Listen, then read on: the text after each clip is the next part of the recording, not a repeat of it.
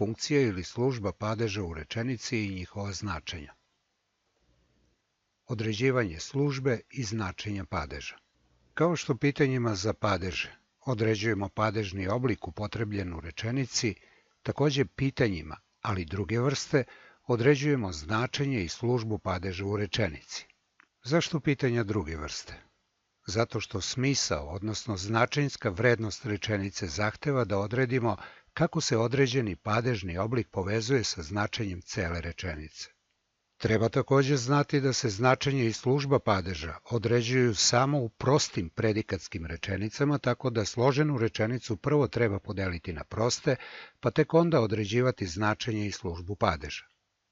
Takođe, značenje i služba su neodvojivi, bez obzira da li se pitanjem obuhvataju oba zahteva ili samo jedan od njih. Najbolje je prvo odrediti sve članove rečenice, potom službu, odnosno funkciju podvučenog dela u rečenici, pa na osnovu nje odrediti i značenje padeža. Ne zaboravite. Članovi rečenice, služba ili funkcija reči i sintagmi, odnosno skupova reči, određuju se samo na osnovu predikata. Prema tome, prvo treba odrediti predikat. Predikat određujemo tako što utvrdimo koja se radnja ili osobina ističe rečenicu. Na osnovu predikata najpre određujemo subjekat u rečenici, a subjekat se dobija na pitanje ko ili šta radi ili ima neku osobinu. Članovi rečenice su i priloške odredbe koje imaju specifična pitanja. Kada za vreme, gde za mesto, kako za način, zašto za uzrok ili nameru i tako dalje. Član rečenice je i objekat koji odgovara na pitanje koga šta radi i on označava predmet radnje. Svi ovi članovi rečenice direktno se vezuju za predikat. Ako ne odredimo predikat u rečenici, ne možemo odrediti ni ostale članove. Dakle, i oni ne mogu postojati u bilo kakvoj rečenici. Drugo pravilo koje takođe uvek treba poštovati jeste da pitanja za službu u rečenici i značenje padeža jesu potpuno ista. Kako to konkretno izgleda? Primer prvi. Data je rečenica u kojoj treba odrediti padež, njegovo značenje i službu podvučenih delova. Vetar sa severa zasipa snegom prolaznike. Prvo određujemo predikat. Tražimo koja se radnja ističe rečenicom. To je sledeća reč u rečenici. Dakle, zasipa. Tako glasi predikat. Sledeći član koji tražimo je subjekat. Pitanje za subjekat je ko, odnosno šta, zasipa. Odgovor na osnovu rečenice glasi vetar sa severa. Subjekat je dakle skup reči vetar sa severa. Određujući predikat i subjekat u rečenici, dobili smo tipično prostu rečenicu koja glasi vetar sa severa zasipa i ona ima svoje potpuno značenje. A članovi njeni su samo predikat i subjekat, s tim što je subjekat skup reči vetar sa severa. Sledeći član koji tražimo u rečenici je objekat. On odgovara na pitanje koga ili šta zasipa. Vidite podvučenu reč, to je objekat u rečenici koji glasi prolaznike. Nismo još odredili reč snegom. Da bismo dobili odgovor snegom, moramo postaviti pitanje čime vetar sa severa zasipa prolaznike. To je pitanje za prilošku odredbu za sredstvo, odnosno sredstva, i odgovor je snegom. Sve članove u rečenici smo odredili. Predikat zasipa, vetar sa severa subjekat, snegom priloška odredba za sredstvo i prolaznike objekat. Lako se uočava da se od podvučenih delova direktno za predikat zasipa vezuju vetar sa severa, prolaznike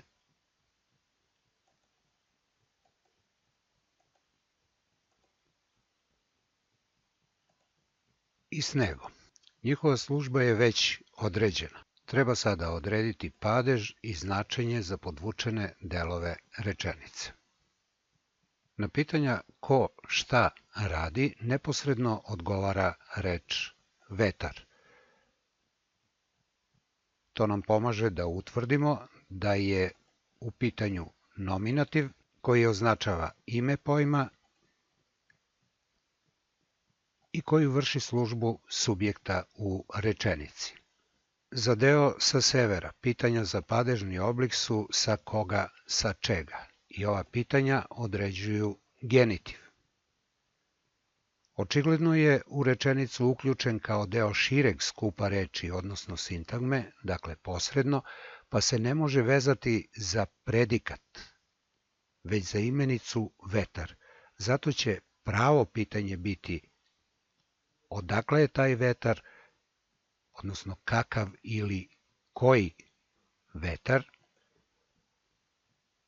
U obliku je genitiva i taj genitiv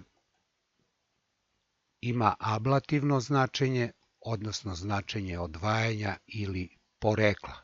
Pošto se pitanje vezuje za imenicu koju određuju atribut, apozicije ili apozitiv, apozicija i apozitiv se uvek odvajaju zapetama, služba je atribut, a značenje ablativno. Pitanje za reč snegom su čime, odnosno s kim. I ova pitanja određuju instrumental. Ovako upotrebljen instrumental označava sredstvo, a u službi je priloške odredbe za sredstvo. Za imenicu prolaznike pitanja su koga ili šta radi, konkretno koga, odnosno šta zasipa.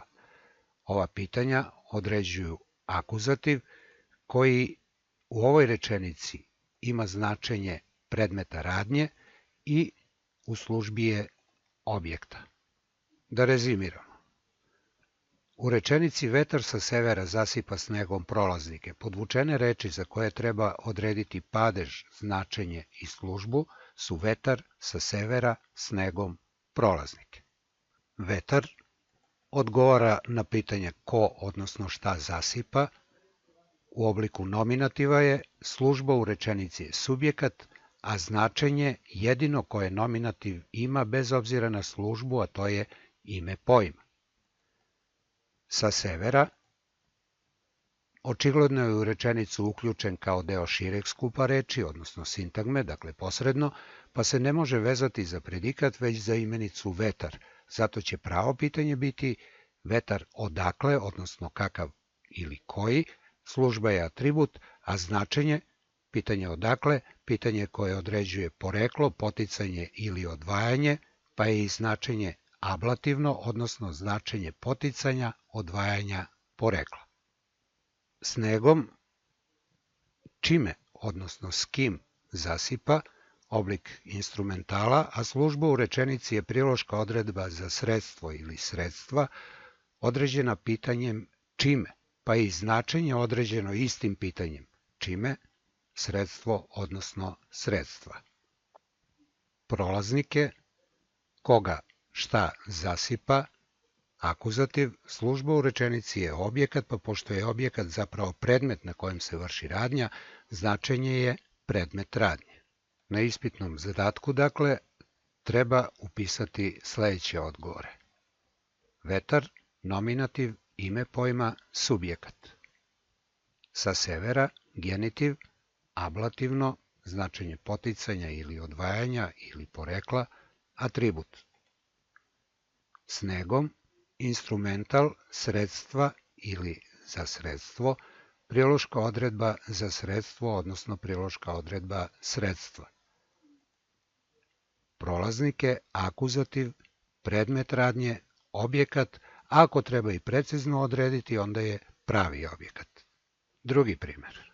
Data je rečenica u kojoj treba odrediti padež, njegovo značenje i službu podvučenih delova. U senci tvoje kose moju strepnju razgone bliska sunca tvojih očiju. Prvo određujemo predikat, odnosno radnju koja se ističe rečenicom. To je razgone. Na osnovu ovako utvrđenog predikata, prvo postavljamo pitanje za subjekat, ko, odnosno šta razgoni. Celoviti odgovor na osnovu rečenice glasi bliska sunca tvojih očiju. Sljedeće za koje tražimo odgovor je objekat koji odgovara na pitanje koga, odnosno šta razgone. Odgovor je moju strepnju. I konačno postavljamo i pitanje za deo koji nam je preostao, a to je u senci tvoje kose. Da bismo dobili baš takav odgovor, moramo postaviti pitanje gde razgone, što je priloška odredba za mesto. Odgovor je u senci tvoje kose. Dakle, u rečenici smo odredili predikat, subjekat, objekat i prilošku odredbu za mesto. Direktno za predikat vezuju se delovi rečenice bliska sunca, moju strepnju i u senci. Skup reči tvojih očiju vezuje se za imenicu sunca, a skup tvoje kose vezuje se za imenicu senka. Šema date rečenice izgledala bi ovako.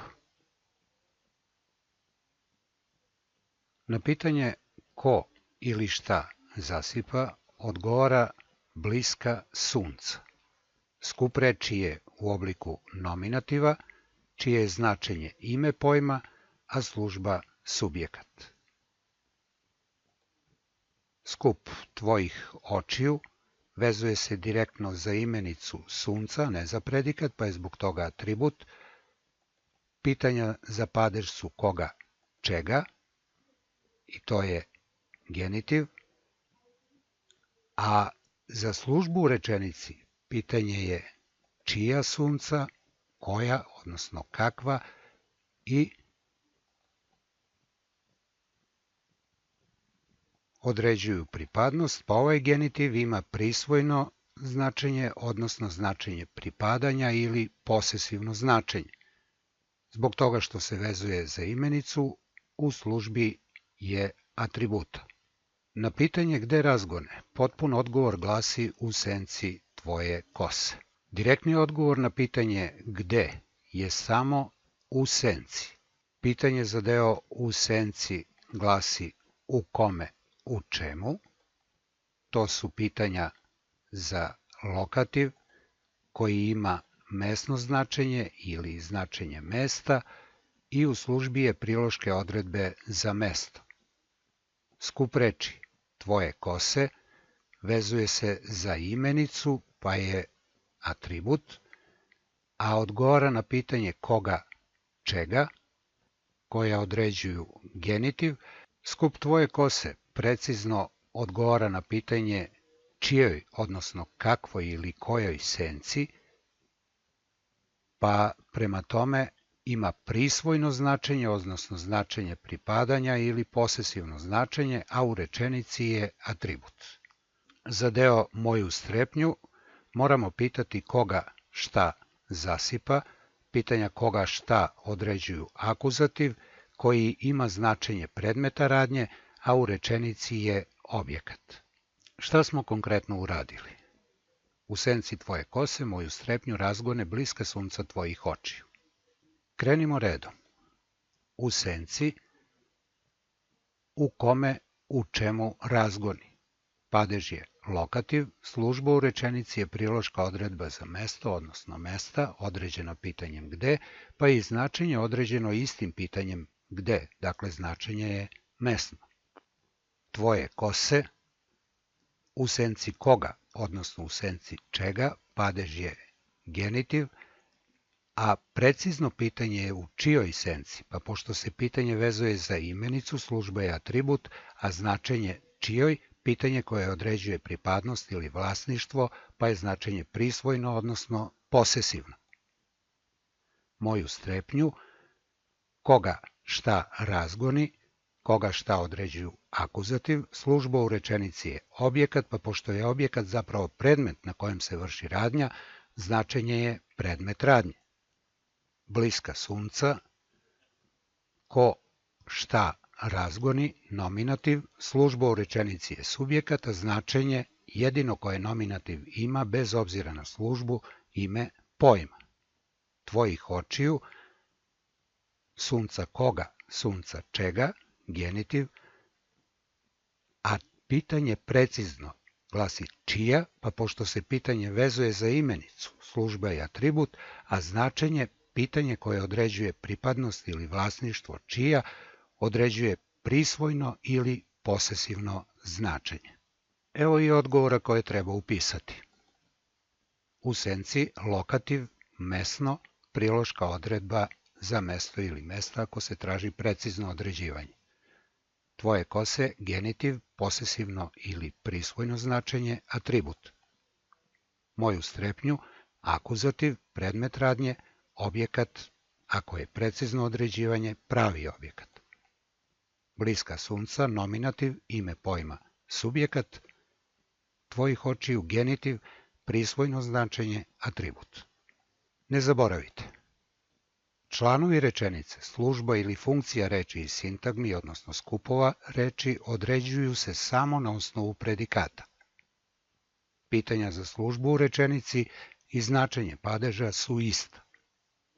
Pitanja za padeže su jedinstvena i ne menjaju se.